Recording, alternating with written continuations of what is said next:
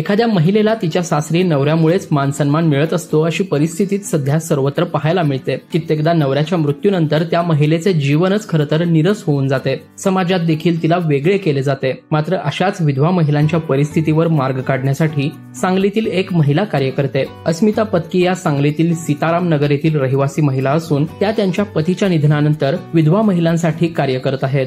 गेली 21 वर्ष ब्रह्मचैतन्य संस्कार वर्ग चालवते, लहान मुलांसाठी वेगवेगळे उपक्रम घेते आणि 21 वर्षात हा उपक्रम व्यवस्थित चाललाय माझा संस्कार वर्ग। आणि आता त्यातूनच माझे मिस्टर 2 वर्षापूर्वी कोरोनाने वारले।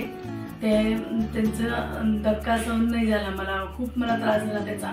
पण त्याचा त्रास, त्याच्यापेक्षा हा त्रास म्हणजे मी कुठं हायडिंग कॉल गेली की मला डावललं जायचं, त्याचा मला जास्त त्रास झाला। मग तेव्हाच मी ठरवलं की आपल्यासारखं कितीतरी महिला असतील, आपल्याला जसं वाईट वाटते तसं बऱ्याच महिला असतील की त्यांना पण मनातून वाईट वाटत असेल, फक्त ते बोलत नाहीयेत।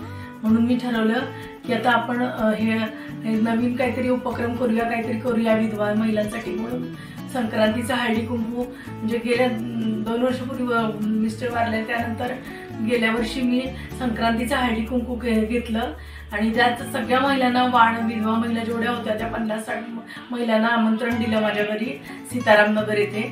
आणि त्यांना नारळ म्हणून शुभशकुनाचं नारळ वाण दिलं आणि सगळ्यांना इतका आनंद झाला। गळ्यात पडून महिला रडल्या, ज्यांचे मिस्टर नुकतेच वारले होते त्या तर म्हटल्या आम्हाला याच्यापेक्षा काही नको, आम्हाला फक्त कुंकवाचा मान पाहिजे। तेव्हापासून मी ठरवलं या विधवा महिलांसाठी, विधवा हा शब्द मी वापरत नाही शक्यतो, त्याच्याऐवजी कुंकवापासून वंचित स्त्रिया असा हा शब्द वापरते मी। मग त्यांच्यासाठी म्हणून मी आता वेगवेगळे उपक्रम घेते, हळदी कुंकू पण घेते, काहीतरी म्हणजे एकत्र यावं महिलांनी, त्यांच्या मनातला विषय जावा हीच माझी इच्छा होती। वटपौर्णिमा हा सुवासिनींचा सण म्हणून ओळखला जातो। मात्र विधवा महिलांसाठी वटपौर्णिमा करण्याचे अस्मिता यांनी ठरवले होते। त्यासाठी जवळपास 500 महिलांपर्यंत जाऊन देखील त्या पोहोचल्या होत्या।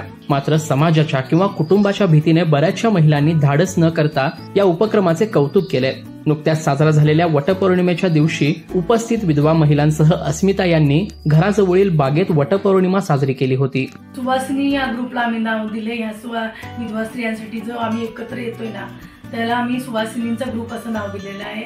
आणि तो ग्रुप आता खूपच पुढे चालला आहे, प्रत्येक ऍक्टिव्हिटीमध्ये भाग घेत आहे आणि सगळ्या जागृती समाजात निर्माण करत आहे आम्ही सगळं। दरम्यान सुवासिनी हा ग्रुप विविध उपक्रमातून सध्या पुढे जातोय।